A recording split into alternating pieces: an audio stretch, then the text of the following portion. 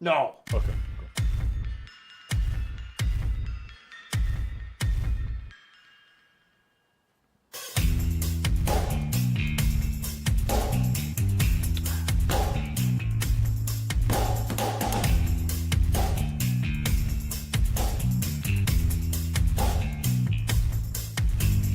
Oh, Matt Connell, you feeling a little intimidated here, bud? I don't know. I got a guy who's trained and bigger than me here now. Yeah. So Let's see if you shoot your mouth off to with Christian. you're smaller, so I can be like, I can get away with some Yeah. shit.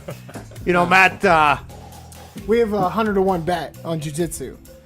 I've I've never trained in my life in jiu-jitsu, and he has. So if we're gonna roll in the mats, and if I win, he has to give me $100. Nice. And if he wins, I have to give him $1. Okay. Yeah. Gotcha. I'm going to be $1 richer, Christian. More than likely, yeah. Yeah, jiu-jitsu is one of those things, man. Where, Yeah.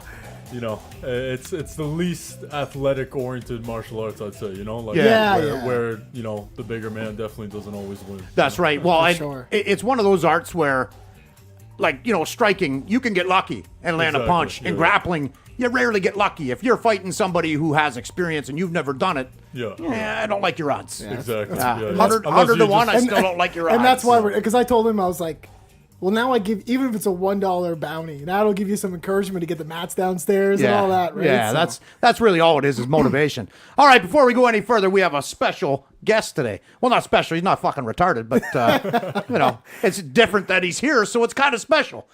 Christian Savoy. Are you the light heavyweight champion of Elite? You're the middleweight. Okay, we're gonna talk about this fucking weight business too. You got to pick a weight. You're 170. You're 205. You're 185. You're all over the fucking place. Yes, sir. And I do know why though. But Christian, welcome to the Scrapcast. How you doing today? I'm great, man. Thanks for having me. Let me ask you first off. Do you think are you jumping around in weights because it's difficult to find fights here? Is that the reason, or you just haven't found your weight? The thing is, I'm definitely not a 205er. Right. You know, the last fight came up because I don't know if you heard my opponent dropped out of the fight 48 hours before. It was supposed to be a title fight at 185. Oh fuck! And they just so happened to find the guy literally the night before weigh-ins, and they were trying to get at 205. And you know, I'm not a big middleweight by any means. You know, so I ended up we ended up doing a catch weight at 200. That's not too bad. No, Yeah. no. But even then, man, you know, like I said, I'm a small 85er when we compare myself to the UFC guys. Oh you know? sure, So yeah, those guys are monsters. that's the thing, right? Yeah. So I'm not a real light heavyweight, but it's cool to have that fourth ranking anyway. For sure it is. Yeah, That for kind of sure. leads me because I saw your post there, and I saw for the UFC, you are kind of aiming for the 170 for the welterweight division, eh? Yeah, That's kind of what you're yeah. going for there. Have you heard anything from them recently? I read an article that they reached out to you at some point for, was it the Contender Series or something? Or Yeah, they've reached out to me for the Contender Series. It was supposed to happen in Vegas in July, but I broke my hand my last fight. Yeah, right. So, and that was supposed to be at light heavyweight anyways, which we just spoke okay. about, you know? Yeah. And you know what, man? put Like, you up against Greg Hardy or something? yeah, well, there was a guy, it was against a guy 7-0 from Australia, but like a legit light heavyweight, right? And, Yeah. you know, I'm up for the challenge, you know, but career-wise, is it wise, especially with my hand still healing? Absolutely not. You know? Well, and having your first crack at UFC, you want to have your best showing, man. You don't want to go, okay, I'll take it. Because I remember seeing that in the early days of The Ultimate Fighter. You know, guys like Kenny Florian and people like that he was signing up for 185 actually. Kenny was, and he ended up being a featherweight. But he fought that just to have the opportunity for UFC. Yeah. You know, and he didn't win the show and stuff like that. So yeah, you got to be careful, man. You want to make sure your shot is, you know, it's going to be the best thing for you. That's the thing, man. And I find so many guys, you know, they don't recognize that this is fighting, you know, and I've always kept that in mind that, you know, I understand the issue with brain damage, you know? Man. And you know, this isn't like any other sport, you know, and you know, I've always wanted a calculated, methodical way to get to the top, you know. Yeah. And fighting light heavyweights as a welterweight with a broken hand isn't the wisest. Well, I think you're thinking about a future maybe after fighting, you know. Yeah. Exactly. Yeah. I know this is a short time in my life, you know, and you know, I want to know my kids' names and Yeah, years, you know. yeah, That for makes sure. sense. How old are you right now? 25. Oh, fuck. You got lots of time anyway, right? You got a good 10, 12, 13 years, something like that, right? So Yeah, that's a plan, Yeah. man. Yeah. But Yeah. I find like I said, I take concussions really serious, and I've trained at big gyms before, and I've just seen people getting concussions left, right, and center just from sparring. Yeah, absolutely. And, that's just something I'm not interested in. I'm very aware of. Yeah. Do you see that trend changing a little bit now? Like, there's not as many gym wars. I find there's not quite as many gym wars now. I mean, I guess depending on where you go, because I know there is one club here in town where the boys go hard and they don't even worry about skill. They just, you know what I mean? But I think that trend is changing a little bit. You know, Robbie Lawler talked about that. He didn't spar for years. Cowboy gave up sparring for a little while. Yeah, that's what I was going to say. Yeah, I think that trend is changing a little bit from the shoot box days where Shogun and Vanderlei would fucking kill each other every day. Yeah. It's not a smart way to train, man. Yeah, and like you said, it is changing, but I still find like it's like half are still doing that barbaric, old school, you know what I mean, Rocky Balboa kind of shit. Yeah. Then you get like this new school sports science kind of guys, you know, and but you still get guys at the highest level, you know, like GSP. He's very open about, you know, he still does a lot of hard sparring. Yeah. For Oz tells the guys to, you know, he'll pay them if he try to knock him out. You were just talking about that on Rogan. It's hard, you know what I mean, man? Like, who am I to judge GSP? You know? That's true. I think you have to balance it. You know, I think you do have to do hard sparring before your fight, but, you know, how hard do you go and how often, I think, is the key, right? I think it honestly, it depends on the individual. I'm not a fan of hard sparring myself, but I will do it once in a while just to more so remind myself that I can, you know? Because, you know, you don't want to get in there and be like, fuck, I forgot we're getting punched in the face. Feels like. That's right. That's right. Yeah, there's definitely a happy medium, man, but I think it definitely differs the individual as well. Yeah, you definitely don't want to be surprised in there, you know what I mean? Like, I'm a goofy fucker. I love the hard spar, you know? And when I'm preparing Nick, I make sure Nick gets, you know, as many rounds, you know, at least 5 rounds of hard sparring before a fight. You know, just to remind yourself that it's fucking dangerous in there. And it's not so much for me the power. I want him to see the speed of hard sparring. More than the power, the speed that those punches are going to come in the fight, you know? No, like I said, it completely differs the individual, man. Myself, I like to do a lot more like what I call MMA sparring, I guess. So I put the MMA gloves on. And it's more like touch sparring, right? That's right. The issue with that is I find with so many guys is that you have to make it realistic, right? And that's where it becomes complicated, right? Like, for example, if I'm doing touch sparring with you and you walk and I crack you with the right hand, then you just start throwing back. Oh, the war's on. But I mean, like, you got to make it realistic as in, like, if I would have hit you, you would have just jumped in and started hitting me. That's right. You would have been affected by that punch. Exactly. And I find that's the issue with that could definitely be tough to kind of fake out for sure. Exactly. And I think, you know, you got to be a little more experienced maybe. Now, have you always trained at least some form of martial arts since you were a kid, or is it something you got a little bit later as an adult, or when did you start actually training any kind of martial art? So I started in Taekwondo when I was 6. Okay. So you kind of had that in you from the... Because I notice a lot of these guys have some sort of, you know, martial art, regardless of what it was, karate or anything, at some sort of young age, that as they got older, you know, mixed martial arts kind of takes over. So it started at 6? Yeah, it started at 6. I'm a second-degree black belt in Taekwondo. I left Taekwondo when I was like 13, 14. And I saw... It was actually, I remember the first fight I ever saw was Matt Hughes slamming Carlos Newton. Nice. Yeah. That's the coolest shit I've ever seen in my life. Fight? Who won that fight in your opinion? I mean, they gave it to Hughes. What do you think? I still got to say Hughes, right? I don't know, though, right? Yeah. He was out from that triangle. He was 100% out. But he woke up first. I mean, you got to give it to him. That's the thing. I hate Matt Hughes, and I kind of got to give him to him. Oh, man, I'm a big Matt Hughes fan. You know what? Here we go. I'll tell you this. I am now, but, I mean... I'm a big Matt Serra fan, right? Enough. With their rivalry, plus when he tapped out GSP the first time, it broke my fucking heart, and I just wanted GSP to come back and smash him. And he did twice. He knocked him out, and then he tapped him out. So, after that, I kind of... And then once BJ Penn came back and fucking starched him to win that trilogy, I had to forgive him, and I said, okay, he's all right. Man, I love to watch Matt fight. I just hate his personality. Yeah, I mean, man, it's so tough to judge these guys, though, until you actually meet them in person. You know, so many guys put on a persona. Oh, of course, man. You got to sell tickets, right? Exactly. Yeah. Exactly. So, speaking of, I got to ask, this is Mark's, maybe, I don't know how, he hates that. This almost takes over watching MMA for me.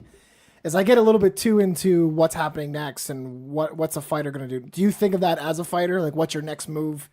marketing wise, or like for your next career move? Do you think about that stuff, or you think just about training and hitting the gym and winning fights? What do you mean, like marketing myself? Like, do you think about, how am I getting into the UFC? What's like, I'm only going to fight these particular fights because it's going to get me to the UFC, or I'm going to, certain things you do or promote yourself on social media, say, or anything along those lines that you're thinking from more of a marketing business perspective, more than just a fighter trying to win a fight? Does that ever creep in your mind? Or Oh yeah, for sure, man. And I think it's really important, like I'm a guy who I want to be in the UFC, and I think I'm doing a good job, even though, like, for example, there's a top 5 prospect list that I was on recently for the UFC. And it's all those other guys have 10 plus fights. I'm 6-0. Yeah. But I honestly think that has a lot to do with just social media, man. I post all the fucking time. Yeah. And, people might, I got friends who make fun of me because of that. But it's I think it's part of the game, man. Like 100%, man. At the end of the day, right? We're fighters, but we get paid to put butts in seats. Yeah, right? you're a brand. You're building your brand, 100%, right? Yeah. Well, if you look at the top, like look who just fought for a belt. Colby Covington fought for that belt way before he probably even deserved to, and that's because he made a presence, good or bad, on social media, and he was known to a mass that they know they could put him on a co-main spot, put him on a title fight, and it's going to sell some fights, sell some tickets and shit like that. So, I think you have to think about that stuff. Not as important as it is actually training, but I think it is up there. If not, have a team around you that's going to do that for you if it's not something you want to think about. And if it is something you want to think about, doing it strong. But I always wonder, do fighters actually think about, because it's stuff I think about after a fight's over. I'm like, man, I wanted what's next type of thing kind of goes through my mind. Well, usually what's next is you go to the fucking hospital, right, Christian? That's usually what's fucking next. Well, the last pay-per-view was at least. Fuck, it's hard to be posted on fucking Instagram when you got a broken fucking hand, right? They still do it. Of course they do it. You got it. He's not on any social media platforms. No? I don't fuck with social media. All this Good, shit. man. You know what? I wish I didn't have to. Yeah. You know what I mean? If it wasn't for this, I'd probably be on Facebook like, once a fucking month or something. Yeah. You know what I mean? I only use social media for this podcast for the most part. Yeah. I'm only on Twitter on Can I this. swear on this, by the way, guys? Oh, You can say whatever the fuck you want. Okay, cool. Yeah. Yeah. This is a fight podcast, but it's mostly a comedy podcast. Gotcha. It's hard enough for us to stay on topic for the most part. Yeah. I was on social media for like 2 years just to try to promote my comedy, right? But it's such an important tool. It's really the only tool now for marketing, right? You have to be on it. 100%. Yeah. Man. In 2018, I don't want to say unfortunately, because I think social media is a great thing in many ways. Yeah. But for sure, people are abusing the shit out of it. Oh, fuck yeah. And Yeah. I'm guilty of it myself, right? And now I'm almost doing what I'm doing is I'm going in at key posting times. Right. So I don't know if you guys. Oh, you've got that all fucking figured out. Look at you go. Yeah. So I'll go on there at those times. That's when I do, my news creep in and stuff like that. right. Then I sign out. That's kind of like the method I'm using now. Yeah. When I'm not on Facebook every 5 minutes, like everybody else my age. Yeah. I love that, man. You're cherry picking the hot times. Yeah, that's good, interesting. Well, one thing I was telling Mark, what I do is my phone is almost always on Do Not Disturb. And the reason why is I find if I see my phone light up or buzz or anything, even if I don't care what it is, you can't help but fucking go see it, right? Man. Yeah, so with it on Do Not Disturb, I don't know if I get a call, messages, nothing. And if when I want to look at my phone, I can grab it and look at it, see if I have any notifications. What is this Do Not Disturb? So is it just silence? On my phone, yeah. So I just swipe up, do that little button there, and all it does is silent everything. Now, what it does, what I like is if someone is trying to call you, if they try to call you a second time, your phone will start buzzing. Okay. So if it's an emergency, someone can get a hold of you, type of thing. Yeah. All right. This has been tech advice with fucking Matt Connell. Sorry, Mark. What hunting camp can we talk about to get Mark involved here? How great was that victory for you at the Beaverbrook? Oh man, it was a dream come true. I set out to win. First of all, I wanted to win the cage rage title as an amateur, and I accomplished that. And when I went pro, I used to look up to guys like Richard Arsenault, who was the Elite One champ. Alder Keith, ironically, him and I have a little back and forth. Sure. But, he was the guy at the time. I was the amateur champ. He was the pro champ. Yeah, he was the man. Yeah. So that was definitely an accomplishment I wanted to something I want to achieve, and to do it in my hometown, man, that energy was insane. I don't know if you were at the Oh, show. I was in the building. Yeah, man. When you jumped up on the cage afterwards, and I mean, as soon as you got him down on the ground, I think everybody in the building knew this fucking shit's over quickly, you know, and it was over quickly. Nick fought on that. Yeah. And when you jumped on top of the cage, man, that place was fucking electric, and it gave me goosebumps. It's you know, giving me goosebumps right now. Yeah, and just thinking about it, right? I mean, that was such a great fucking moment for you. It was cool. I was glad I was fucking there to see it. Yeah, and it was against a guy, you know, who missed weight, you know, and talked a little shit. So it just fueled everything. A little bittersweet there, eh? Yeah. Oh, yeah. So. But that's good. It's good Don't when be shit worried like that about happens, right? Because it fires you up a little bit, you know? Oh, for sure, man. For Yeah. sure. You know, and I honestly, man, like I'm a nice guy. You know what I mean? Like I punch people in the face for a living, but Sure. I'm a nice guy. But if you give me motivation to want to hurt you, you know, Yeah. Especially if you're scheduled to go punch the guy in the fucking face anyway, right? Yeah, That's a little bit easier. If you don't like a guy and you're scheduled to fight him, I can't think of anything better than that, right? There's no repercussions. For sure, you can be too emotional though, and you know, there's definitely that. Do you think? Speaking of, do you think RDA was against Colby this past weekend or the weekend before? I guess. I don't think so, man. I think think Colby just had a good better game plan, man. Yeah, pressure, man. You can't deny his style. Yeah, you know, the guy's he's like a fucking, you know, like a wet blanket. Like you know, he's just always on you, man. Like that, you know, like the guy obviously isn't like, you know, he doesn't have that one punch power or anything like that. But people don't realize that having a guy like that, it's so taxing. Oh, right? man. It's a nightmare. You're carrying his weight the entire fucking fight, and he never stops coming forward. Yeah, you know? Yeah, it's just that, you know, people don't realize that clinching, that chest to chest is the most exhausting part of MMA. Yeah, you know? that's where it takes. And it's funny because people will watch it and go, "Oh, they're resting." Yeah, you know. But it's the most grueling part of the fucking game, right? Absolutely. Yeah. Then when you got a guy like Colby who's probably been wrestling since he's like fucking 3 years old, you know, it's just a massive advantage over. Yeah, because he can do it all day. Yeah, you know, he can exactly. do it all day. That's something, you know, Matt challenged me to the grappling match and all that, right? and it's, you know, we laugh about it and joke around. The thing is, when we hit the mat, he's going to be exhausted in 30 seconds, and I can go for 2 hours, right? Because I've done it forever. Yeah, you know. yeah. So, I'm sweating now just thinking. Yeah, about just thinking about it. You should be, right? But you know, that's only if you've been grappling a lot. If you're a striker, and I've seen it so many times, if you're a striker, you can strike for an hour, 2 hours, right? You can go round after round after round, and as soon as you get on the mat, you're fucking exhausted. Absolutely. And it works the opposite way too. For sure. You know, when you put a grappler on his feet and he's got to throw punches and move around, they get fucking tired too. That's why it's so important to mix them all, right? Yeah. No, I've had injuries at times where I could only grapple. Yeah. When I go back to strike, I'm like, holy Exhausted. fuck, you know, and vice versa, you know, because striking's more like that, more of that loose kind of, you know, fast twitch.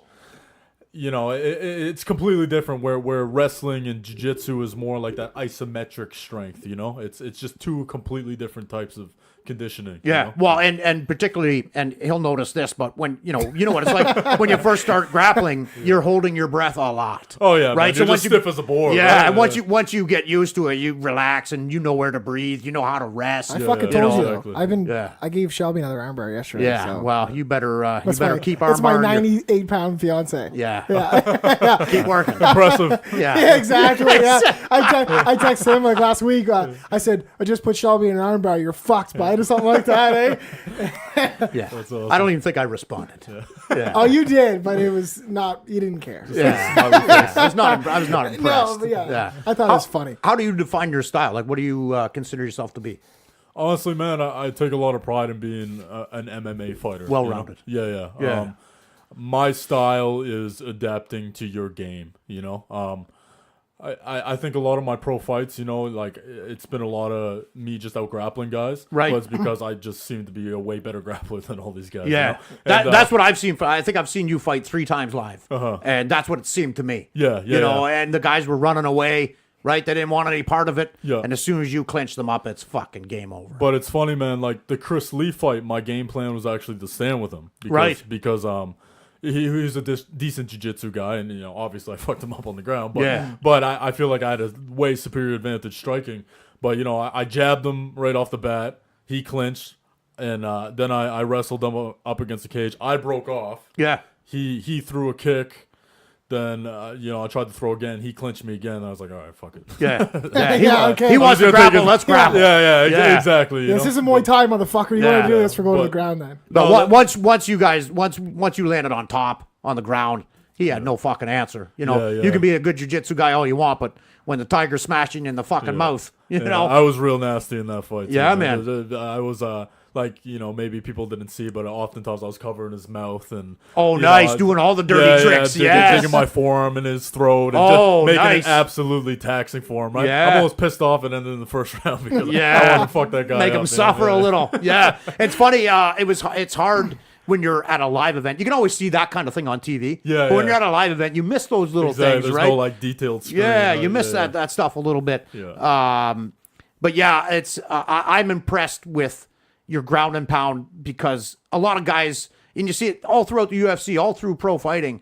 You'll see guys take them down and they're little pit-pat punches, you know? Yeah. And what I love about you is you put everything on these fucking punches to end the fight once you're there, you know? Yeah. That's what I really appreciate about your game. Yeah, thank you. Yeah. And I definitely, like, you see a lot of my fights, man, you know, like, I take guys down and I almost let them work. I let them freak out. I let them, you know, like you watch the Chris Lee fight, you watch my last fight, I let them squirm around, get them tired, you know what I mean, land those little shots. And as soon as I get in that dominant position. And you get that big opening. Bombs. Yeah. So. That's what I like about it. Because, you know, a heavy grappling game can be kind of boring to the audience. Yeah. But once everybody who has seen you fight before knows once it goes down, that's why they cheer the fucking takedown. They're like, oh shit, okay, here we go. Someone's getting fucking smashed now.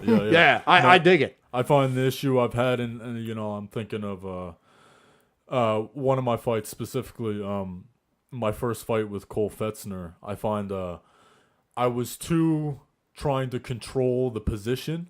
And a lot of guys, when they go to the mat with me, when I'm on top, they freak out and they just try to hold me, right? Right. So what I do now, I try to let them scramble a bit and just take advantage of those positions, you know, where I can land those punches. Sure. Do you know what I'm saying? Yeah, let them try to work out and give you an opening. Exactly. Yeah. Exactly. You know, because, you know. Well, that's what GSP, that's how he beat Bisping. I don't know if you heard him talking about it after, but he gave him that room to get up. And while his hands were posted down, that's when he grabbed his fucking neck. Yeah. And he talked about it. He said, you know, because someone had asked him, why'd you leave him that opening? He said, well, that's how I fucking finished it, dummy. Yeah. You know, I gave him that opening so that he, you know, put his hands down, post down, I grab his fucking neck. It was beautiful. It's same thing you're talking about. Yeah. No, I wasn't aware he did that, but, you know, it's fucking That's GSP. crazy. Yeah. Obviously, he planned to do that. Yeah, man. Yeah.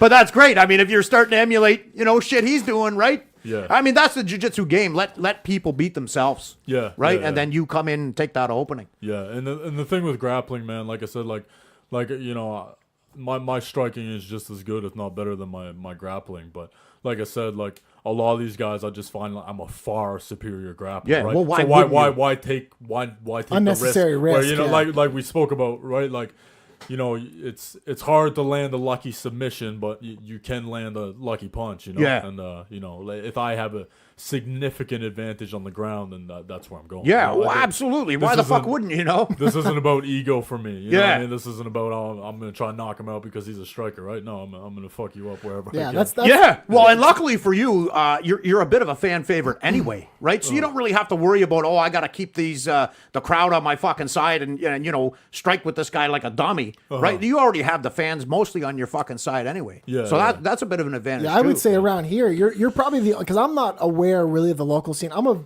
fairly new UFC MMA fan over the last few years.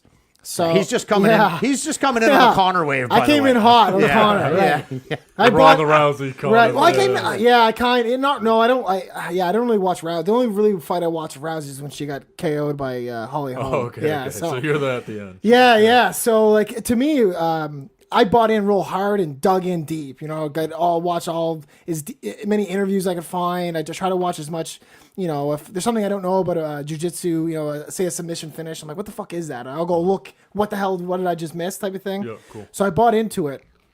But the one thing that is I'm wondering right now is with everything going on with you here and being around here, you're the guy that everyone that if I talk to someone around here who you know in the fight game, pretty much everyone says your name.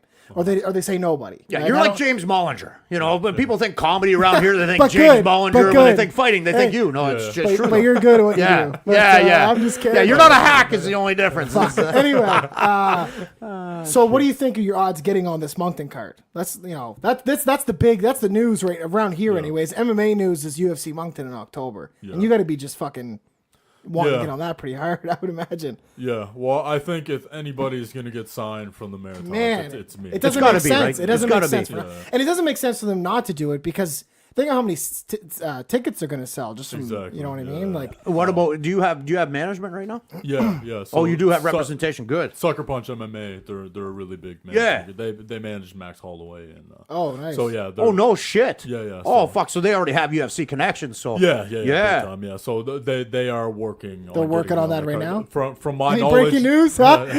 From my knowledge, they haven't even started building the card yet. Yeah, Like, it's probably pretty not. far away. Yeah. But you know what it's like when And UFC. it's not a big card, so they're not. It's not like they're putting a lot of stress into this card, Yeah. right? Yeah, well, it's not like Connor's going to be there, right? They're going to. It's pretty typical when they come to Canada. They use the regional fighters, you know, for the undercard and stuff. Yeah. Man, it'd be pretty fucking exciting.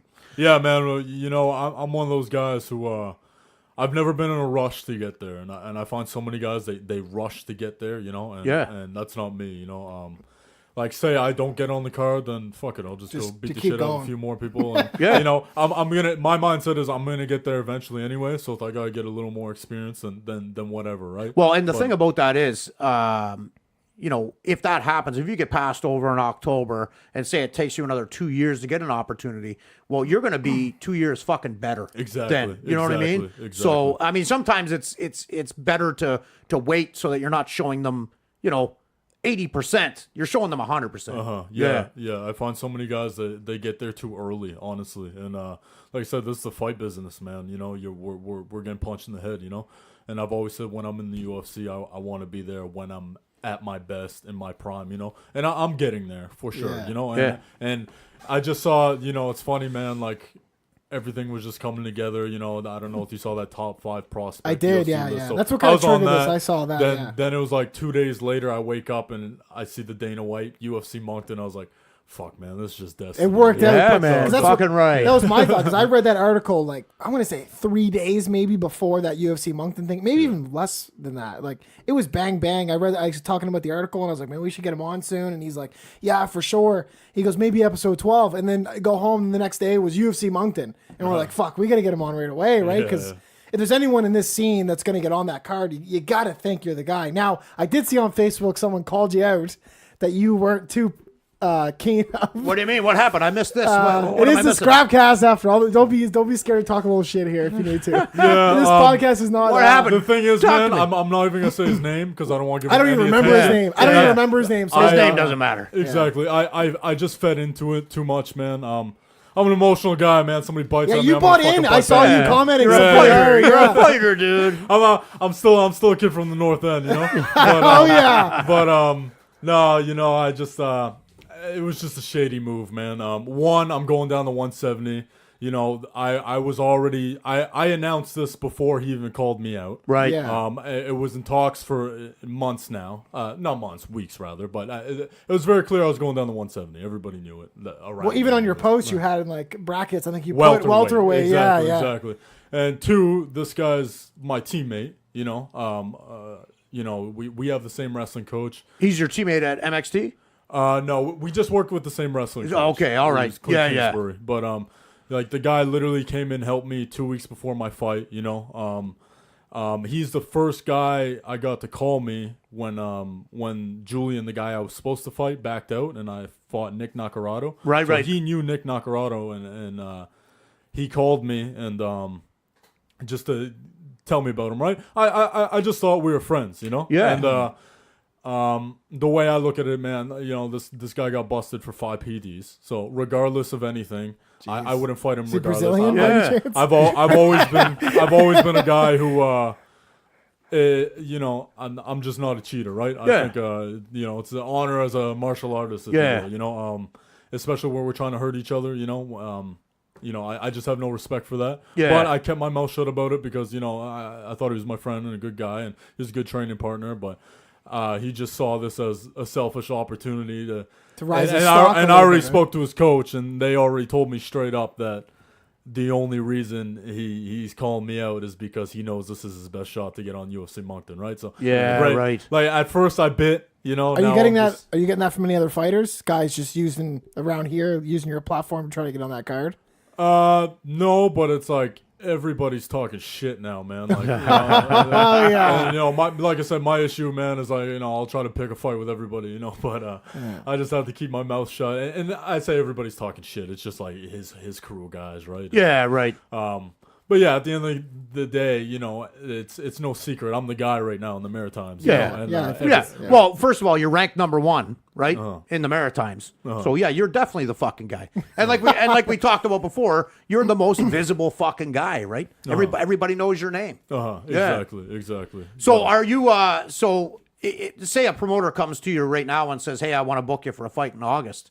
Are you going to take that fight, or are you going to wait to see what plays out with this with the UFC here? Well, definitely going to wait to play it out anyways because Your injury too. Yeah. I'm still, my hand's about 85% now. Oh, nice. I wasn't planning to fight. It's just, like I said, everything happens for a reason, man. It just so happened this card's happened late fall. Yeah. I said I wanted to fight before the year ends, late fall. So you were looking towards that time frame anyway. Exactly, right? So if the UFC doesn't happen, then, I'll end up fighting before the year ends. That's for sure. Yeah. So are you, if you don't go to the UFC right away, are you staying with Elite One MMA? Is that who you're fighting? Is that the promotion you're with right now, right? Yes. You have the belt with them anyway. Yes. Yeah. So, I'm going to vacate the middleweight title no matter what. Right. You're going to drop 170. Exactly. Yeah. There's definitely... Is there already a 170 champion with Elite? No, he just retired. Okay. It was Matt McGrath. You'll probably end up... If the UFC thing doesn't work out, you'll probably end up fighting for that more likely. If I fight for Elite One, then I'm sure they'll put a title on the line at 170. Who's the guy? Who do you think is the next guy at 170? Like, who do you think you'd be facing for a vacant title in that scenario? Well, there's a guy who talked a lot of shit about me. Here we go. What's his name? Here His we name's go. We're Alder talking. Keith. I don't know if you Yeah, I've heard of him. What was that again, sir? Alder Keith. Alder Keith. I think I saw him fight in Halifax on an ECC, maybe. Yeah, he's he's not a bad guy, man, but Talking shit. yeah, and you know what, man, I'm always, these guys can talk shit. I'm always the one to be like, all right, well, Let's fight then. Let's do it. Yeah. And, I'm just wondering what excuse he'll come up with this time. Yeah, right. Canceled bout. Canceled bout. Yeah. Canceled bout. But hey, Speaking of, just throw it out there. Yeah. I like Aldrich. Sure. He just made a stupid comment one time. I called him out on it. And, I'm a nightmare matchup for him. Right. But, Is he a straight up striker? Is that his game? yeah, more of a striker. Oh, he's in fucking trouble. Yeah, his He's in jiu-jitsu's trouble. okay. My striking's way better than his anyways. Yeah, But, right. A lot of people's jiu-jitsu is okay if they're the hammer. If they're on top. But if that fight doesn't happen, there's nobody really at 170 that I really know of in the Maritimes that's making noise anyways. Yeah. Professional, and I'll probably look to sign with a different promotion. Yeah. Have you considered LJack? I know they're building their stable up pretty good, and Nick's. I think we're moving over there. Yeah. I saw LJack. that. Yeah, because I don't know about your weight classes, but Elite One MMA. Well, you would know this. They have very few heavyweights, and LJack's got a pretty big, decent roster they for do, heavyweights. man. So and you know what, man, they put on a great show. yeah. I mean, and in fairness, Elite MMA puts on a fucking dynamite show too. Yeah. Very well produced show. Yeah. We were always happy with them. Yeah. Yeah. Yeah. No. I'm keeping my options open, man. Well, you got to, man, and you're the hottest commodity on the fucking scene, so you can pick and choose. There's right? also a guy who's starting a new promotion, a friend of mine, Zubair. Zubair, I know Zubair. Yeah, He's yeah, been on the yeah. Sploodcast before. Yeah. So Yeah. he's starting his own promotion. Great guy, man. Did you see the videos that he was doing over in India? I mean, the production values are just amazing. The fight Absolutely, quality, man. I was. And all this is great, man, because competition is good. Yeah. Yeah, Oh, yeah. it's good for all the promoters. It's gonna be nice. Exactly, It's gonna be nice to see what he can pull up here because he was on. I was listening to his podcast last year sometime. Yeah. And he wanted to come over and start a new promotion. Good guy. so- Great guy, Zubair. Yeah. I don't know. I don't know where he's at in that process right now, but I'm not sure either. I was gonna say I like where his mind's at too. Like he just doesn't want to essentially have bums fighting on his card. Yeah. Like he wants guys to He wants quality guys. He wants to bring guys in. Exactly, and I Yeah. find that's the issue with some MMA promoters, man. It's like, do you want to get your medical? Sure, all right, you're an MMA fighter. Yeah, now, yeah. Well, it's a lot of them end up like the undercards. They end up looking like so you want to fight because you think you're tough, like a tough man style competition. Just stand there and fucking bang it out. Exactly. it's like UFC 1. Yeah, but I think what the problem is, and I've seen it personally a lot of times.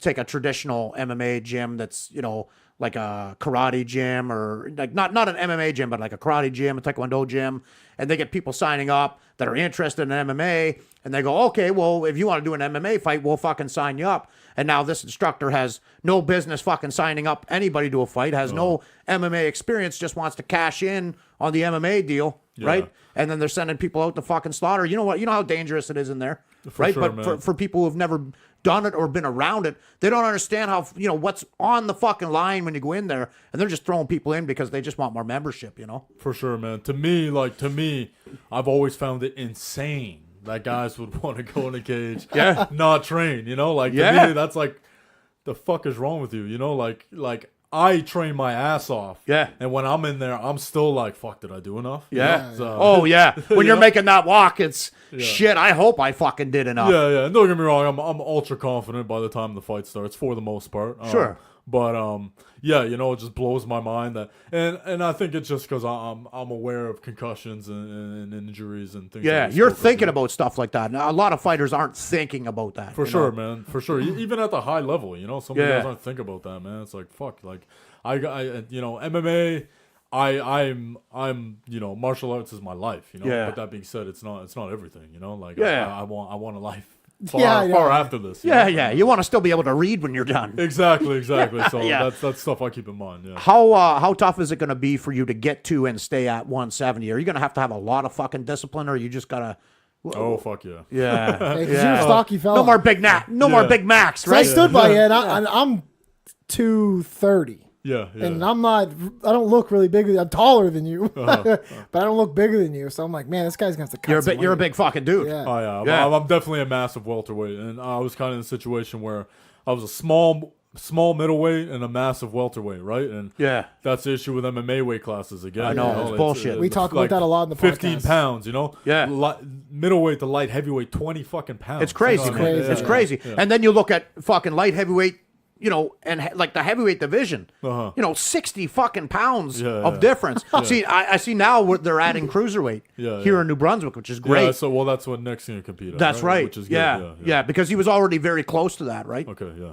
But I think the UFC has to do it, and I think it have to do it fucking yesterday. Yeah. Like let's start at fucking 125 and let's go every fucking 10 pounds. I agree with that. Yeah. 125, 35, 45. If that were to happen, where would you land? 175? Yeah, probably 175. Yeah. That would probably be the best weight class for me. Yeah. It wouldn't be too painful a cut, but yeah, you'd still have the suck. It always 185 sucks. How many times? Any cut sucks. Yeah. But no, I generally walk around 210. I'm 5'11", 210, Jesus Christ, that's a big fucking cut.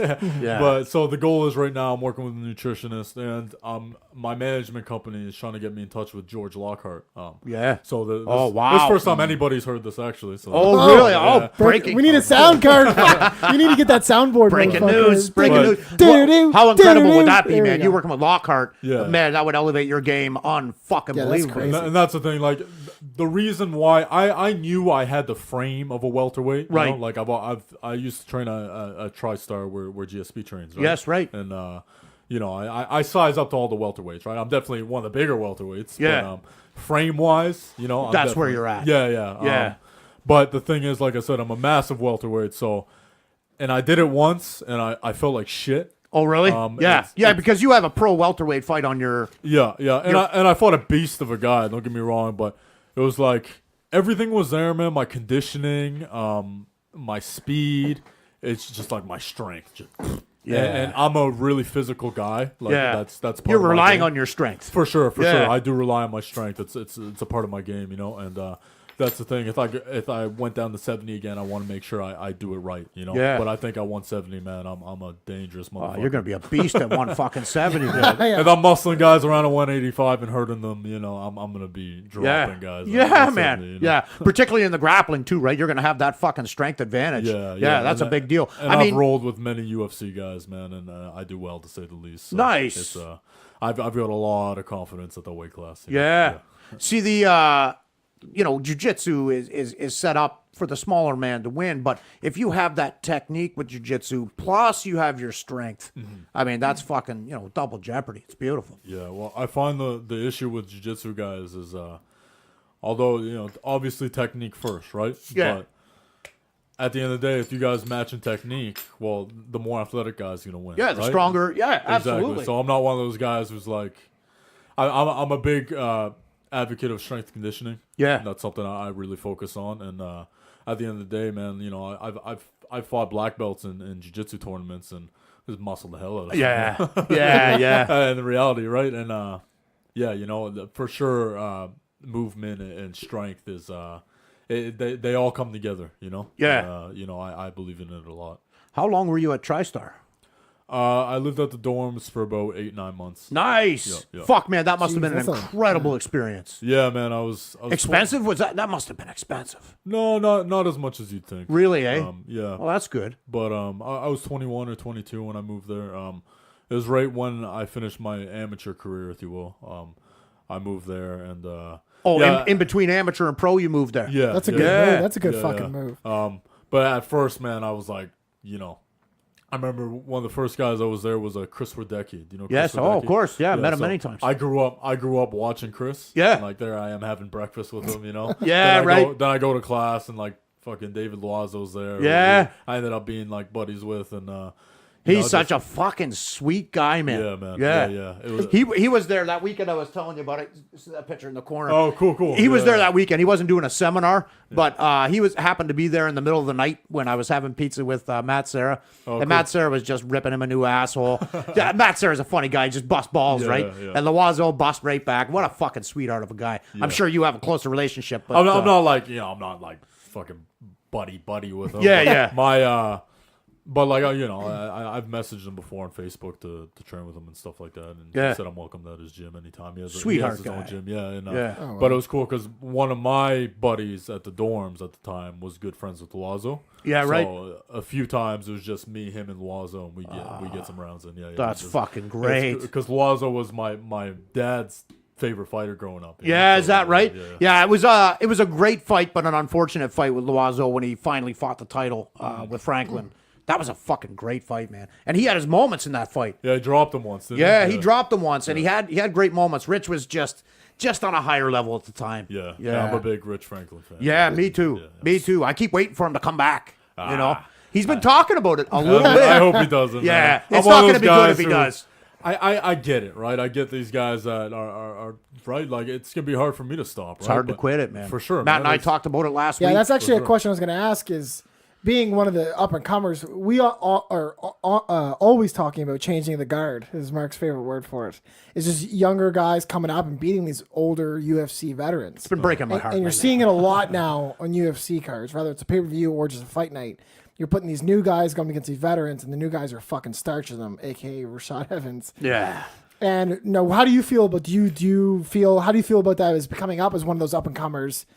Yeah, You know, the whole change, because this seems like the biggest time now where because you're part of that era now that you've been training MMA for so long, right? You're not just training all these different, you don't have to go to all these different places to learn all these different martial arts. You're going to one roof and learning mixed martial arts as a whole. Yeah, for the most part, yeah. And yeah, I'm definitely part of that new wave of guys, man. But I will say, you know, I'm gonna be happy that I'm long fucking retired before, you know, these kids that are coming up 15 years from here, man. It's gonna be a whole different ballgame, man. Yeah. People consider me young for starting in MMA, right? I was about 15. Right. I started in an MMA gym as a whole. You know, Oakland Fight Club. Shout out to Britt Nickerson, who was my very first MMA coach. Yeah, right. But Is he he's still in operation, isn't he? Yep. Yeah. Yeah. Great guy, and it was a good base for me to have. Like, I literally started in everything. Yeah. You know, like MMA specific, aside from my Taekwondo background. Right. But It's so important. I think Rory McDonald might have been the first example of that in Yeah. the UFC, right? yeah. But then you see these guys now, man. I look at these kids like training my boxing coach, training my strength conditioning coach, going to jiu-jitsu. I'm like, thank fuck, I'm gonna be out of here. Yeah. By the Yeah. time these guys are 20. You Yeah, know? exactly. It's a whole different ball game. Yeah. Like you said, like I'm part of this new wave of guys. Right. And 20, now. 50, You know Yeah. what it is right now, I find is right now the sport's at its most mainstream, you know, at breaking point. Yeah. Right? Where it's on Fox, it's getting on ESPN now. You know, it's all over the place. You're hearing Max Kellerman and Stephen A talk about this. You're seeing fighters go on fucking Dan Patrick and Rich Eisen show and all that shit, right? So I think the part of it being more mainstream, now over the next 10, 15 years, it's going to become more popular, more people are going to be doing it. So in order to be good enough to get to that next level, you're gonna have to be fucking something special. Well, I look at my little step cousin. He's like 8. He lives in Ontario. He's training at a gym right now, man, and they got like wrestling coach, Muay Thai coach, boxing coach, strength conditioning. yeah. You know, at 8 fucking years old, you know, and all like legit coaches. Yeah. Right, you know what I right. mean. Like, Yeah. It's gonna be crazy. I'm gonna be looking back at this at Mark's age, going, "Fuck." Oh yeah. This What is do you mean it's at Mark's age? Jesus fucking Christ. Well, look at you. well, it's like if you Your put beard's like, gray. Fucking. if you put a fighter this day and age back in like the Gracie days, right? Like you'd smoke everybody. Oh, yeah, for but sure. Then we're gonna look at the guys now, and the guys crazy, 15, yeah. 20 years from now, and you know we don't even fucking We're gonna stand. think chance. this is, There's a we're puncher's gonna chance. think That's this all. is amateur hour. Yeah, It it's evolves crazy, man. and for a young sport. It's evolving so quickly. Oh, man, so you know, quick. so quickly, and that's why it's dangerous to stay out of the game for a long time. You know, I worry about Conor a little because Conor. Do you like Conor? What's your opinion of Conor McGregor? I love Conor. I'm a big fan. of him. Attaboy. Yeah, me too. How can you not be, especially as a fighter? Yeah. You know, he's gone in there, he's shot his mouth off, he's backed it all up. Yeah, Even yeah. in his losses, you know, to Diaz, Yeah.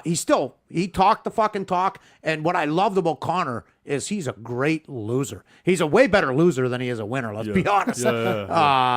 Yeah, man, I love Conor. I'm super impressed. I love a guy that can talk shit. See, I was a big Chael Sonnen fan because he talks shit. I love that. You get me? I'm an old pro wrestling fan from way back. Yeah. So Chael coming out, I'm like, yeah, I can see what you're doing. I know what you're doing, but I love it. But, you know, he couldn't win the clutch fights, the big fights against Anderson and stuff. But, you know, Conor talks an even bigger game. Comes out and starches Aldo, starches Eddie. You know, I fucking love Conor. Yeah, no, yeah, I'm a huge fan of his, man. Especially, like you said, after he lost the Diaz fight, you know, he asked to fight Nate, same rules, 170, Same weight. You know, that's what I respected him so much more after that fight, man. That was badass. Well, you know? and in that rematch, he won it, but man, he had to dig deep. He had to fucking gut it out, man. It was not an easy fight either. I could not believe Nate made it out of like the second round. You know? Yeah. he got fucking starched like 3 times in the Yeah, first man. round. You know, Yeah. like just bang. Well, his did you head hear off the story about canvas him- and I think came back awake. You know. Yeah. Did you hear yeah. Brandon Schaub talking about running into Nate Diaz after that fight, and he was saying how he was falling down on purpose? That's what he was telling Schaub. Yeah. Yeah, They ran into him at Whole Foods or yeah. something like Both that. of those down on guys, man, purpose. are Yeah, bad yeah. motherfuckers. Fucking I love right. them both, you know. Yeah. it was cool seeing stylistically, right? Because Connor's obviously a one-shot cannon, you know, and and Diaz is a guy who fucks you up with volume, you know. That's right. It was a really cool stylistic fight, and obviously it made for a 5-round What do you war. think? I read online yesterday that they're looking like they're working right now Khabib Conor for 229. Yeah. How do you feel about that matchup? Man, that's honestly that's a tough one for me to pick, and I know so many people are leaning towards Khabib, but I don't know, man. I Magic Mac. and on top of that, man, stylistically, like let's be honest, Khabib isn't the best striker. You know, No, he's not, and he's very susceptible to eating punch. Like his striking defense is horrible. Oh, he just runs right now. in with no head movement. And, Yeah. you know, the guy's a fucking monster. Oh, if he gets a hold of you, you're yeah, done. You're in trouble. You're And losing the round if he gets a hold of you. Between him and GSP, they have different styles, but they're the two best MMA grapplers. That's the fight I want to see. GSP That's my number one dream yeah, fight. I would love to see that. Yeah, too, I want to man. see Khabib and GSP. I think GSP puts him on his back and teaches him a lesson, but you never know. You That never fight's not fucking gonna know, happen. right? It could go just the opposite fucking way. Yeah, I find. Did you hear Dana talking about that potential fight? I think he said it's never going to happen. Yeah, he did. Yeah. Yeah, but it's still my dream fight. Well, GSP was. I watched the Rogan podcast there, and he was saying he could potentially make 155. Yeah. I think that's what he. So interesting, man. That would be so interesting. Let me ask you, so when you got a fight signed and you got a date, let's say it's 2 months out, what does your training regimen look like? Are you doing two a days, or are you just squeezing one in a day? How, what's your training look like leading up to a fight? I've got a really different method than a lot of people. My strength conditioning coach is pretty much like my head coach. Right, okay. And he tells all my other coaches what I'm doing as far as how hard I'm pushing, rounds, etc. Yeah. This guy's like a mad scientist of peak performance. He trains So like he can Olympic tell athletes your and stuff. striking coach, hey, let's pull back a little today. I worked him real fucking hard, or he's peaking now. Make him go. 100%. Yeah. And one of my biggest issues, man, 100% has been overtraining. Yeah. I'm one of those And guys, that's a real thing, man. 100%. Yeah. 1,000,000%, and I've learned to train a lot smarter over the years, Yeah. 'cause Conserve. I've gone in so many fights just completely burnt out, man. Yeah, you man. know? And definitely less is more. And when I say less, just efficient. You just don't have to go balls to the wall every session. And that's the issue is, man. Like I grow up watching these fighters, right? And I trained 6 hours a day hard, and that's what I thought I had to do, and that's what I did. I was a fucking maniac in high school. Insane, man. I get up in the morning, train, go to school, do something on my lunch break, after school, go to YMCA, lift, come home, go to MMA, come home, eat, train, go to bed, repeat 7 days a week. Jesus Christ. And when you're in high school, you can get away with that. But even just as you get into your early 20s. Oh, for sure, man. They say. I feel it now, dude. I feel it now, and I'm 25. Yeah, exactly. Do you work as well, or are you just MMA? This is it. This is MMA it. The last is your couple job. years. Yeah. Nice. I pick up little side gigs here and there. Sure. I'm gonna start teaching again. But just like private lessons and stuff like that. Yeah, nice. But, you can make some decent money doing privates. Yeah. But, especially you. Yeah. Because you got the name too, right? So you can kind of cash in on that a little bit. Never mind your knowledge and your technique and stuff, but you got that name, so people, oh yeah, I do privates with Christian. Yeah. And that's like doing pickup basketball with the Mill Rats. Yeah, It's the same thing, right? They all get jacked up. It's a little better. Let's take it easy. No one knows who the fucking Mill Rats are. Are they even called the Mill Rats anymore? I don't think they are. No, they're not. They're Exactly. not. No, exactly. Yeah. No, I was just gonna say not to toot my own horn, but I know I do a great job coaching too. That's what I want to do when I'm when this is said and done. Do you coach other like guys around your age, or do you coach kids, or who do you coach? Well, I coach everybody right Okay. now. I'm helping my boxing coach Chris Peters. I help him coach their competitive classes. And where's that Golden Gloves? No, Hampton Road, East Coast Boxing. Oh, okay, yeah. Yeah, Okay, Just just down the road here.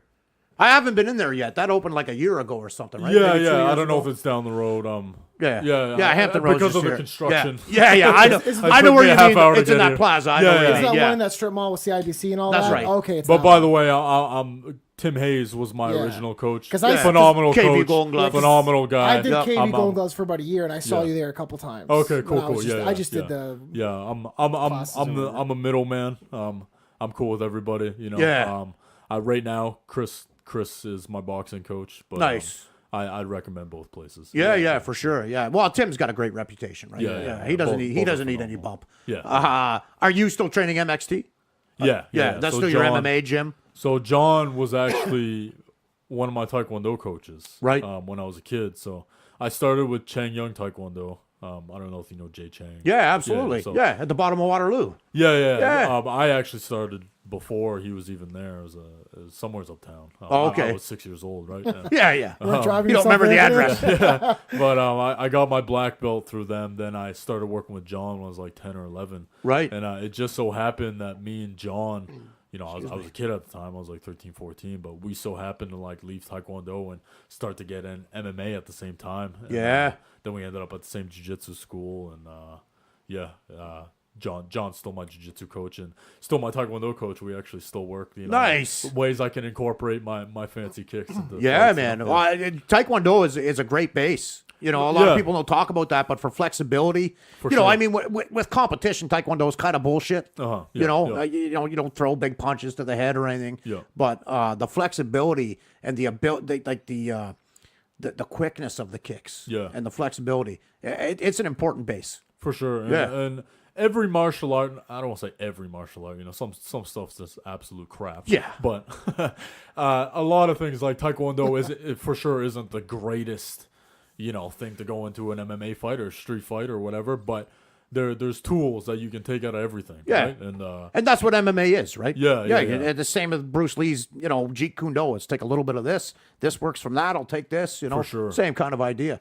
I find that interesting. I actually really like that you have your strength and conditioning coach as your head coach because he knows more about what you're fucking doing than any of these other coaches, right? Exactly. Yeah. Right? Like That's interesting. Yeah. It's a completely different approach than a lot of guys, but obviously it's found success. Yeah, it's working for you.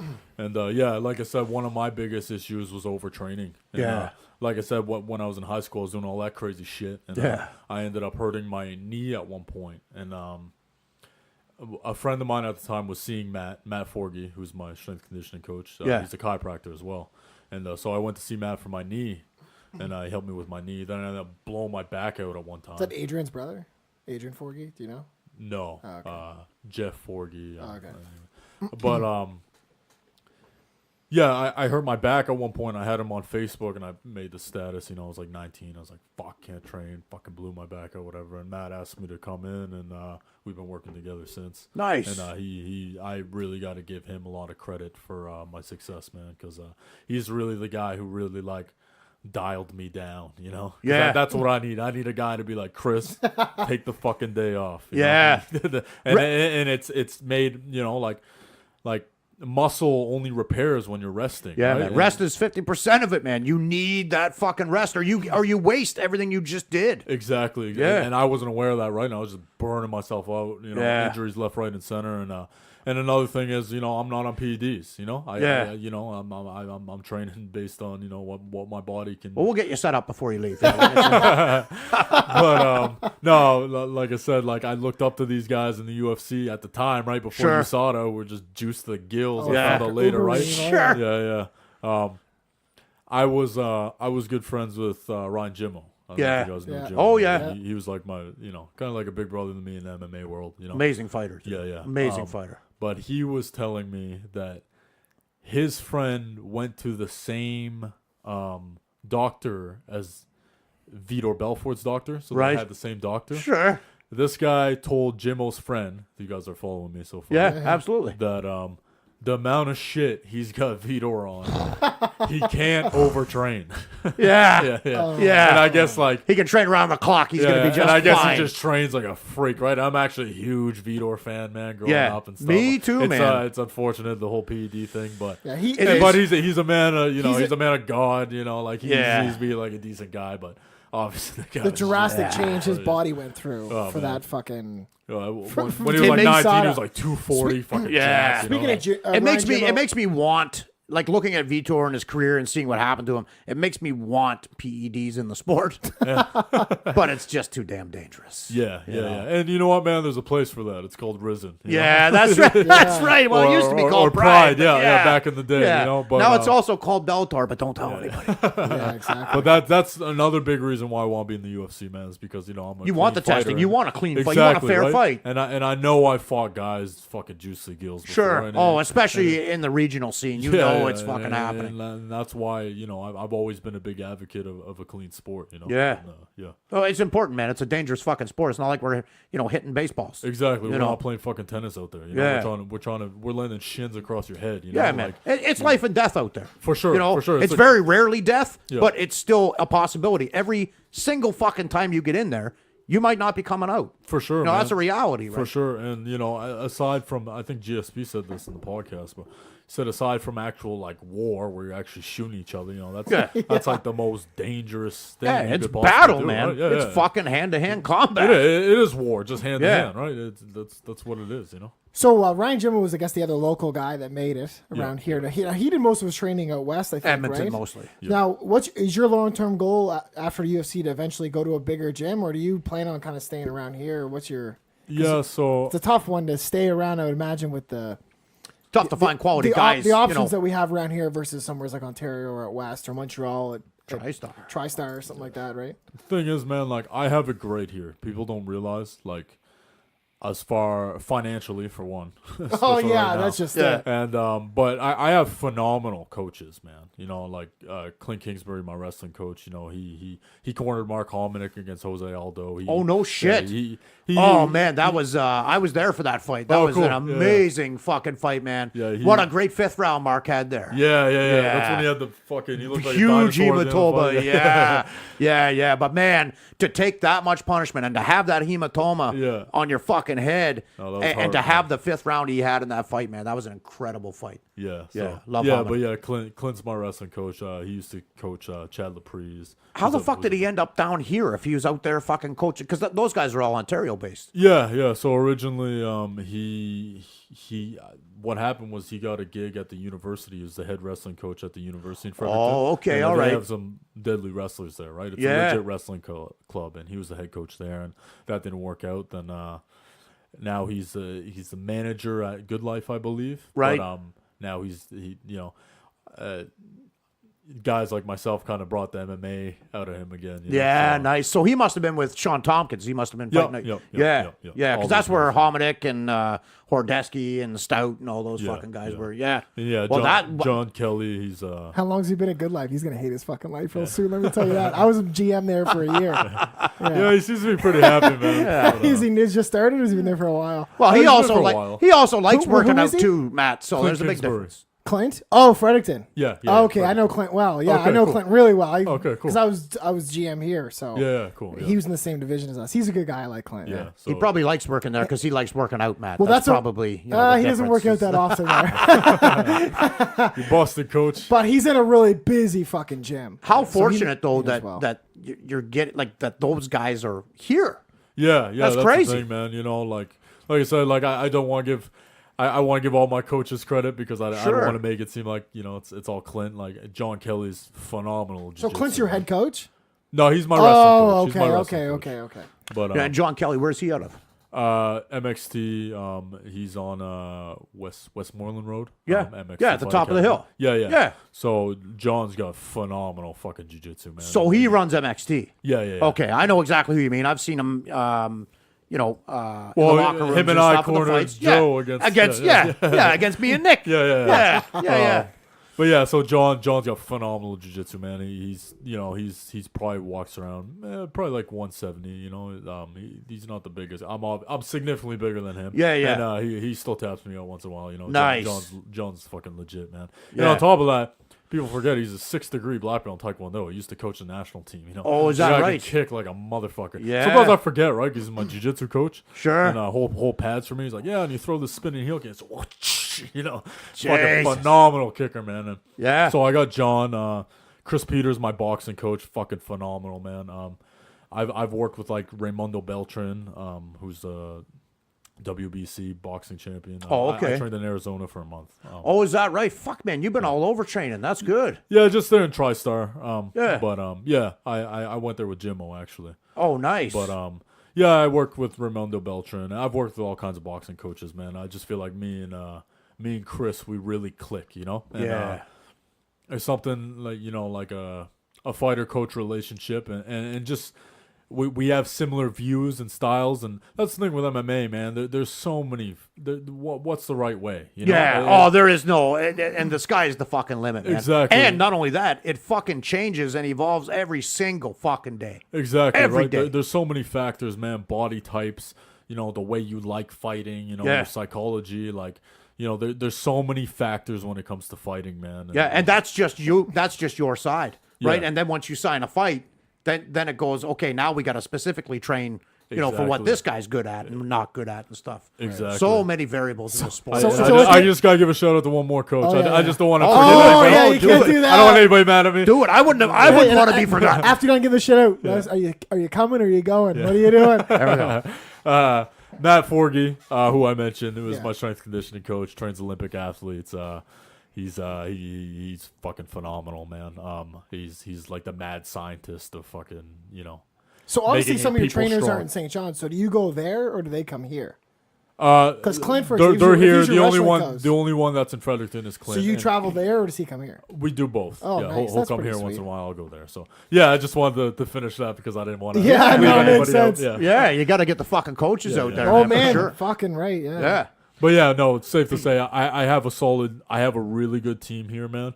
The only issue is I don't have the MMA guys, right? Yeah. Like there's nobody Yeah. on my level, there's no ego. It's just nobody's on Yeah, my you're level. still As doing far as- segmented training Yeah. for the most, but high level segmented training, but still segmented training. Yeah. And don't get Yeah. me wrong, there's great jiu-jitsu guys. Joe Pilmer being one of them. You Yeah. know, he's a big, fucking huge guy. Yeah, man. Super nice guy too. Yeah, great Yeah, guy. love man. Joe. And, all those guys are like, my training partners. My tight train. They're like brothers to me. Yeah, And, of course, man. And that's you guys important. go to war against each other every day. That's how you make best friends. Yeah, Yeah. and that's important to me too, man. Because I've trained in big gyms, as you know, and you get a lot of testosterone and egos and a lot of people trying to make a point, man. Clicks and all that shit. Yeah. Around here, there's really not a whole lot of there's competition, but not really. Like you're kind of the guy in the way, right? For some of those bigger markets, especially you're talking about film like a UFC card or something like that. There, you're blending in a little more than around here. You stand out a little. Easier. And I will say, if I get signed with the UFC, there's a big chance I go do my camp elsewhere. I'm in talks with a big gym right now that I'm not going to say. Oh, but, come on, come on! But, it's different than TriStar and Power MMA in Arizona. It's a completely different gym. But I feel like I guess you do have your own podcast and launch some shit on it. Is it in this country? No. All right. Then give me that. You give me something anyway. We'll take it. Hey, switching. Is it 3 letters?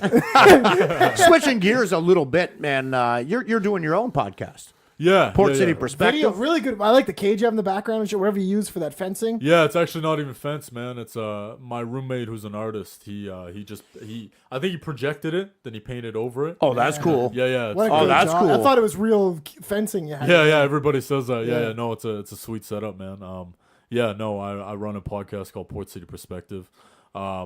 Somebody recently just trolled the living shit out of it. What do you mean? What do you mean? Oh man, what happened on YouTube? Yeah, so some fucking idiot out there create a bunch of fake profiles, pretend to be me, commenting. Seriously? Yeah, like in the YouTube comments? Yeah, dude.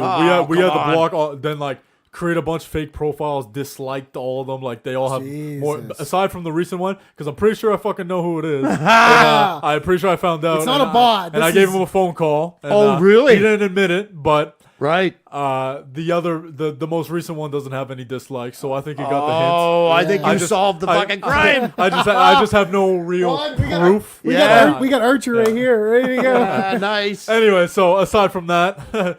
I just wanted to throw that out there because that's funny. It pisses me off so bad, that's another victory for Christian. Yeah, it just pisses me off so bad, man. Because when I see a video that has more dislikes than likes, I wouldn't even watch it, right? Yeah, that's right. Most of my videos now have more dislikes than likes. And that's horseshit, man. Jesus Christ, you're just trying to fucking do something. Dude, literally, I created that podcast to bring light to people doing good things in the city. Yeah, that's why I did that, right? Yeah, it's commendable, man. Yeah, because I was expecting to go on and just see a bunch of fighters. Yeah, and then it was just like, oh, we got this novel writer. It's like, what? Yeah.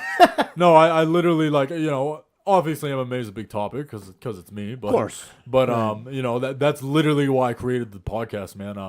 I find with myself, I didn't get as much exposure as I felt like I deserve with. I don't give a fuck. Telegraph. Yeah, man. Well, and there's not enough platforms here, right? Like that, the Telegraph's a fucking big one. And the issue with the city, man, is that I find everybody's trying to fucking compete with each other, right? Yeah. People, instead of working together. The other problem with the city is people hate seeing other people from the city doing well. It's insane. They hate it, it's man. Insane. If somebody else comes here and does well, it's amazing. Like for this podcast, for example, right? Like with you guys, right? I love that you guys are doing this. You know what I mean? Like I'm not in competition with anybody. I want you guys to do great, and I hope vice versa, right? There's enough ears for everyone, right? And I just find, man, there's so much bullshit in the city, man, and people who come outside of the city and come here say the same thing, right? And it's I'm one of those guys who's really trying to, I really want to push, people fucking helping each other. Man. Well, not only that, there's a lot of people doing cool fucking shit in this area. For sure, dude. We just had this pretty much similar conversation about the stand-up comedy scene in St. John. Actually, the podcast is coming out this Thursday.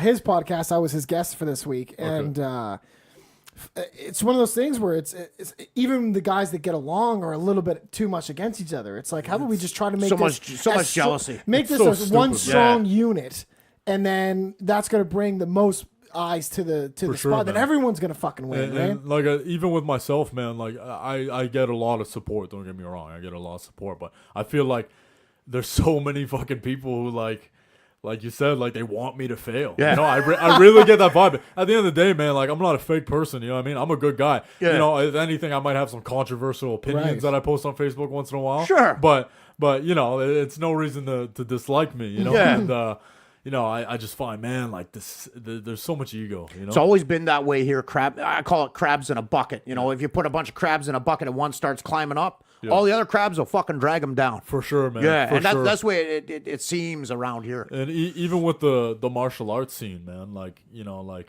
I gotta be careful what I say. Sure, of course.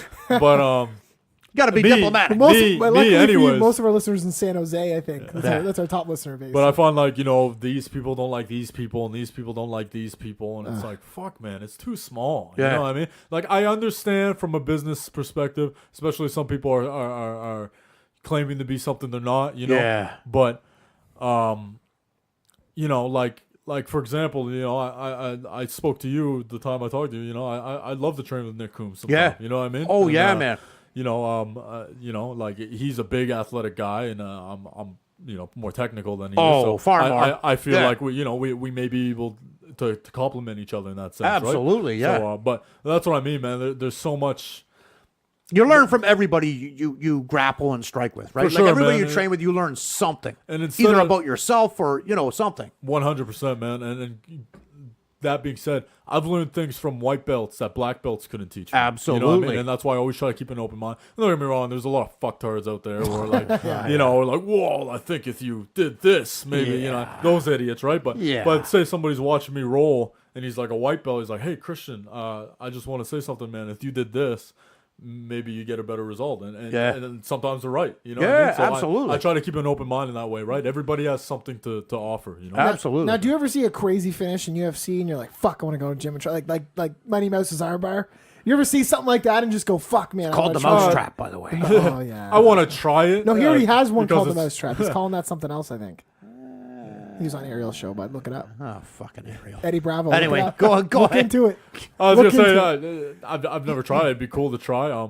But I know that's not my fucking game. Yeah. Is there anything? Yeah, is there yeah. any kind of wrestling move that you see that you're like, fuck, I haven't tried that before? Oh, for sure. like you know, that? but like like we spoke about, like there's so many different styles. You know what I mean? There's no one way. Yeah. And I think one thing that I understand is that I know what I'm good at, and I know what I'm not so good at. Yeah. And I try to triple down on my strengths. You know. Yeah, And, well, and that's important, right? Especially with jiu-jitsu. Yeah, there's so many things you learn in jiu-jitsu that aren't going to work for you. yeah, exactly. You know, it's good to know it because then you learn the defense of it and all that shit. Yeah.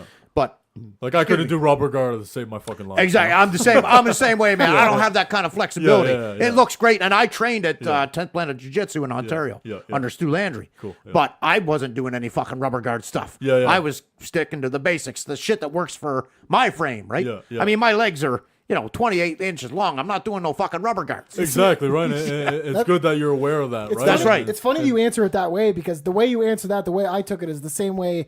I think if you asked him about comedy, he would say the same answer, right? Like these guys, or even ask me, as someone new at comedy, there's things that I like about certain comics. I'm like, fuck, that's cool, but I do it in a different way. So like, sure, I appreciate what he can do. I can appreciate that art. Yeah. But It's not that's for you. not for me, right? Because my Exactly. style's a different style. Exactly, So that's exactly. that's what I heard when you were answering that. Yeah. Which is fucking crazy, but Yeah.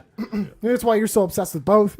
Yeah. Well, there are really a lot There of is a lot. parallels When you talk between about- comedy and fighting. When you talk about, if you talk about one of those topics for say you talk about stand-up comedy for an hour, and then you talk about MMA for an hour, you notice there's a lot of similarities in the conversations. You just using different words, right? It's the same meanings. It's fucking crazy, actually. Yeah. Interesting. How's Joe doing? What's he got coming up on the horizon? I'm not sure, man. After his last fight, he said he thinks that's gonna be his last one, but I don't think so. Oh, really? Yeah. Yeah. But Was that against Nick? no, he just won. He just knocked Buddy out. Oh, nice. Yeah, that was for L-Jack there. The Oh, last one. okay. Yeah. So, Oh, yeah, Joe's with L-Jack now. Yeah, the Okay. last fight. Yeah, Excellent. Yeah. But So yeah, is he fighting cruiserweight there, or is he heavyweight? Joe's he's a big only- boy, man. Yeah, I he's don't a- know if he could make cruiserweight. I or don't not. think so either, man. Especially 225. now, he works with my strength conditioning now.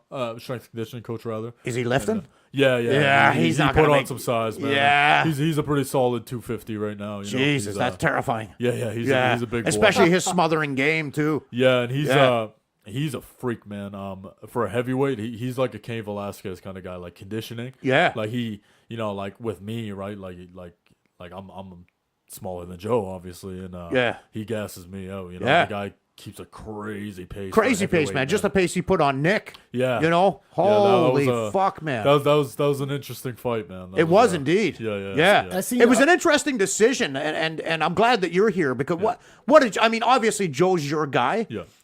What did you think about that decision? Because really, Joe controlled a lot of the fight against the cage, not doing a whole lot, but controlling the action. Yeah. When they separated, Nick was able to be successful. Yeah. But what did you think of that fight? Yeah, so first of all, like I'm totally like unbiased. You know what I mean? Like obviously Joe's my boy. Of course.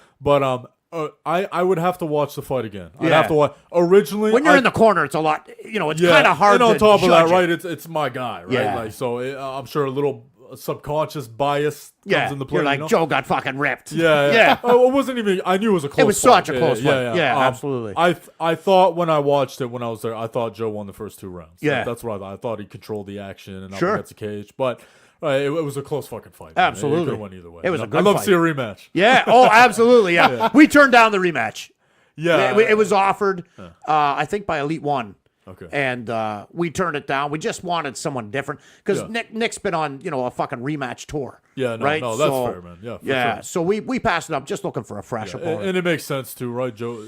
Nick's the guy right now at heavyweight. There's no denying that. What is he? 4-1 or something? He's 3-1. Okay, yeah. But he lost his first fight in Halifax. I wasn't working with him. I worked the corner just as a cut man. But I wasn't working with Nick at all. Yeah. Since Nick's been working with me, we're 3-0. Yeah. But I definitely think gauging on what I've seen the heavyweights around here, I think him and Joe are by far the best 2 guys. I think they're going to end up meeting up again. Yeah. If Joe continues, I'd love to see that fight again. But I do agree where I do think Joe should win another fight or 2, Yeah. Before that. What's If that happens. Joe's record right now? He's 1-1. So okay, he well, I was going going to say 2-1, but then, then he knocked Buddy out the last Nice. fight. And now he's talking about walking away. Don't walk away, Joe. Yeah. Don't walk away. Win a couple more. We'll win a couple more, and we'll have a big fucking fight, you know? Yeah. Like I said, man, they're both 2 big athletic guys. Yeah. The first fight was close, so. And they're both friendly with each other, too. They're both great fucking guys. Yeah. And from what I heard, Nick was actually going to train with Joe ahead of the last fight. That's right. And I don't know what happened there, but. He's certainly interested in it. Yeah. And who would complement each other better, right? Yeah. And from what I gather, Nick's more of a striker, and Joe's a Absolutely. great grappler. And Joe's actually striking. Like I said, he won his last fight by knockout. Yeah, that's fantastic. Yeah. His striking. I imagine he was leaps through and the bounds. fucking roof when that That's a good happened, outcome man. for a It was grappler, awesome, man. Like I said, like Joe's like my brother in the MMA world, Yeah. So to see him win, man, and A stoppage victory, man. I mean, there's no better fucking feeling in the world. Yeah, and particularly a knockout, but even a submission, any stoppage victory. Yeah. I mean, you're on a fucking tear. You finished 4 of your 6 pro fights, right? Yeah. That's a lot of them early too. Shit, when you look at the record, a lot of them in the first round. Yeah. Quick finishes. Speaking of Joe's, I guess a buddy of mine, Joe Caldwell, did a video of I think for your title cool. fight. Yeah. So actually, he knows him a bit too. Joe did one comedy set a while ago, but he's telling me I saw the video. How'd you guys link up? Did you already know who Joe was, or? He was a friend of a friend. I didn't really know him. He's pretty good at fucking editing and shit. Yeah, obviously, man. That was a great video. Him and I, when we worked at Mitsu together, we did like a big giveaway thing for something, and that's how we got into it, man. He was editing these videos for us for I think it was 2 straight weeks, every day for 2 weeks. Cool. So that's how, and then he just fucking fell in love with it, and then he messaged me a while ago when I think it was when he fought for the title. Is that when it was? Yeah, it was before. Yeah, man. I watched the video, man. He did a good job. Yeah. No, I just want to know how you guys like, because I never really asked him like how'd you guys link up or anything. I just kind of said, oh, it's cool. Yeah, we have a ton of mutual friends, and him and I are friends now. Yeah, honestly, I don't even know how it happened. I think he just messaged me. Yeah. Well, I know he just loves doing that stuff, so he might have just been, man, this would be a cool fucking way to do it, right?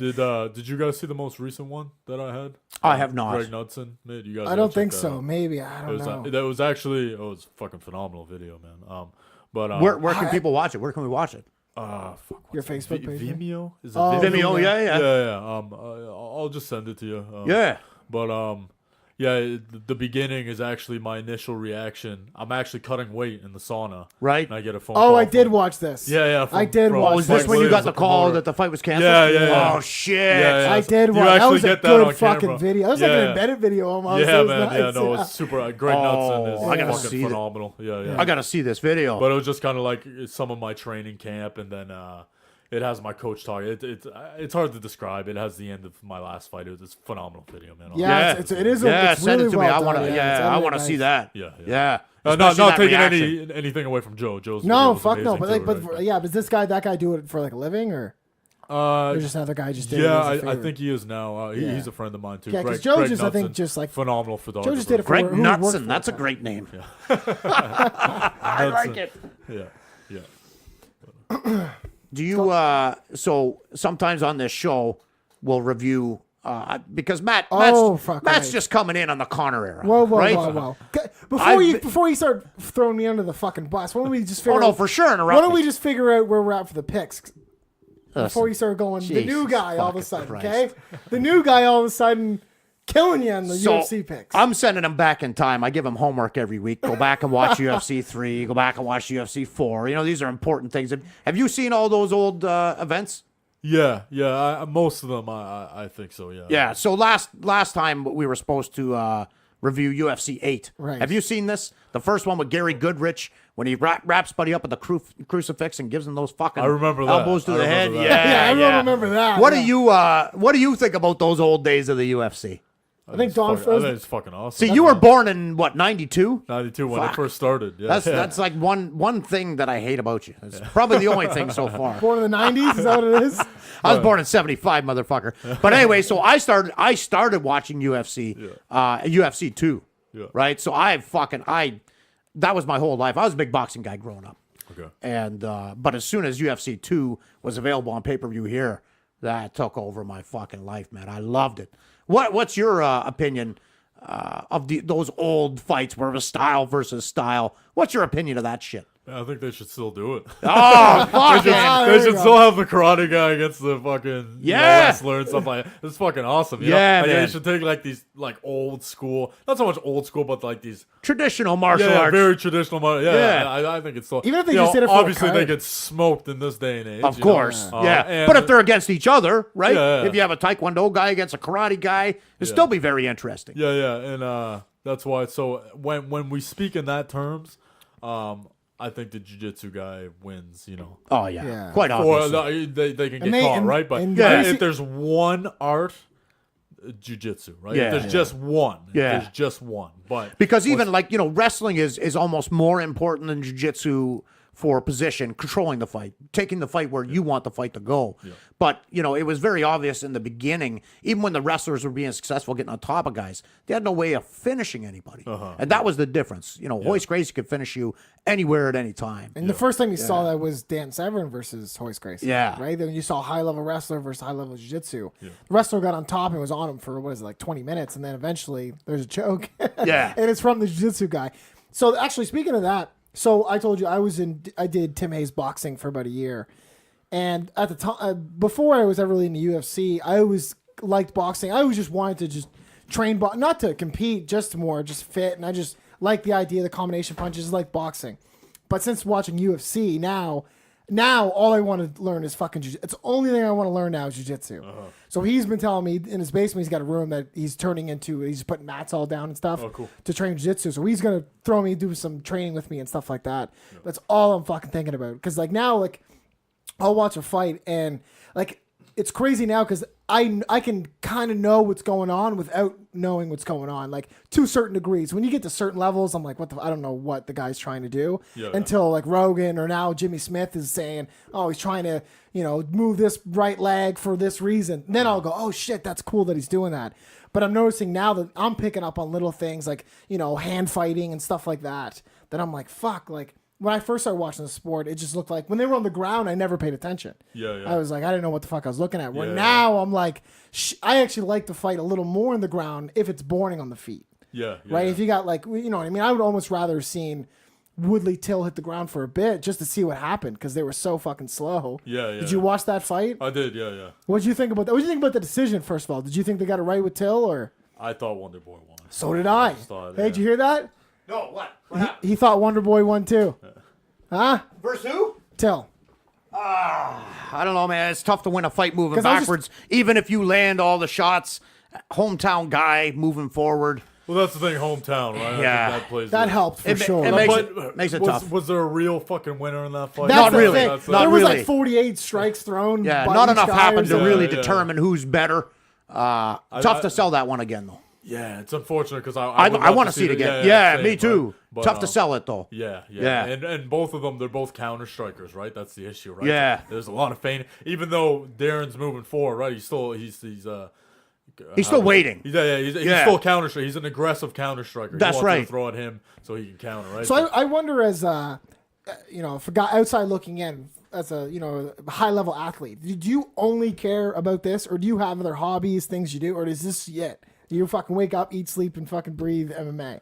Do you have other things, hobbies, interests you do? Hunting, fishing, maybe? anything like that, like sports, any other sport you do, or is it just fucking this is it? Like you're just in it to win it type of thing. Yeah, it's funny you mentioned hunting. I actually just got my my hunting license. Oh, a nice. couple months ago. Yeah, Good that, man. That's something I always wanted to get into, man.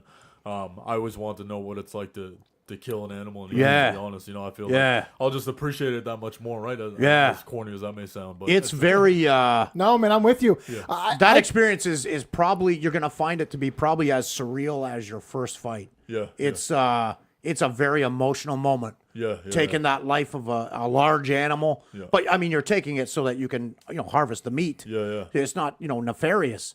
But there is it does something to you. Yeah. And I've competed in amateur boxing. I've competed in jiu-jitsu terms. Never competed in MMA. But my heart, when I first saw my first deer walk out, and I'm sitting there with a gun, my heart, and even now, and I've taken down, I can't even remember how many deer. Even now, when I see that animal and I'm hiding my blind, my heart beats the same way it did right before a fight. Interesting. Yeah. Yeah, You're gonna dig it. I think your personality, you're gonna fucking See, I grew dig up in a hunter's Yeah. household, Yeah. but I hunted for like a couple years. Never got anything. Killed some animals. Well, that's not hunting. Yeah, well, I was with my old man. Yeah, I want to say, I'll handle it well, right? Like it won't Yeah. be an issue for me. Sure. But I'm not that ignorant. Like I've never done it before. There's only one way to You find never, out. cut, you never cut exactly. out Yeah. a bladder before, And right? not- Like, what do you do? Not to say like I love animals, right? That's why I want to hunt. You know what I Yeah, mean? I deer feel is like- my favorite animal, Christian. It really, like literally, it is my favorite animal. Yeah. But they happen to be Now, delicious. What made you do it now?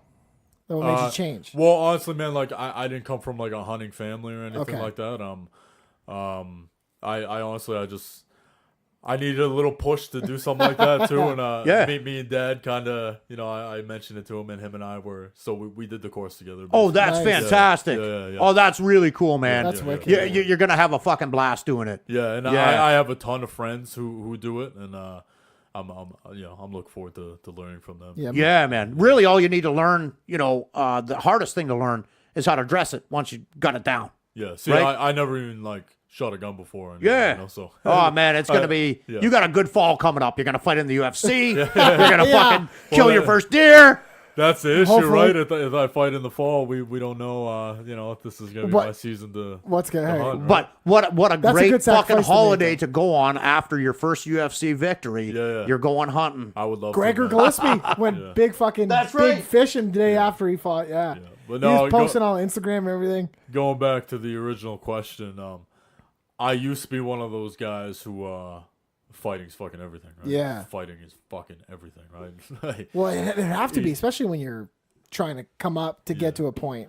but I think at this point, I'm better because I realize that fighting isn't everything, and I find balance in my life. I used to be one of those guys, man, like literally fighting was everything. You got to direct your brain somewhere else. I wouldn't even fucking hang out with girls. You know what I mean? I would just fucking literally just that's all I gave a fuck about. You know? And I was injured all the time. It's, nice to have a it's balance, not right? healthy. There's no. It's not, and you know what the hunting is going to do for you. It's much like laying down on the couch. You're resting your mind For sure. right? You're giving your mind that break from MMA, and you're focused on something else. And with hunting, you really got to be focused to be successful. Yeah. So man, that's very cool. Yeah. Do you have anything else you're going to add? We're going to wrap it up here because, to be honest, there's some things I want to talk to you about off the record a little bit. So, anything else you want to add before we wrap up? No. Well, we can we could just chat about afterwards. I was just gonna chat about I want to know your background and stuff like that. But Yeah. if you want to save it for afterwards, then Yeah, we're going to talk about that in just a couple minutes. cool. Yeah. What about you, Matt? Anything you want to add?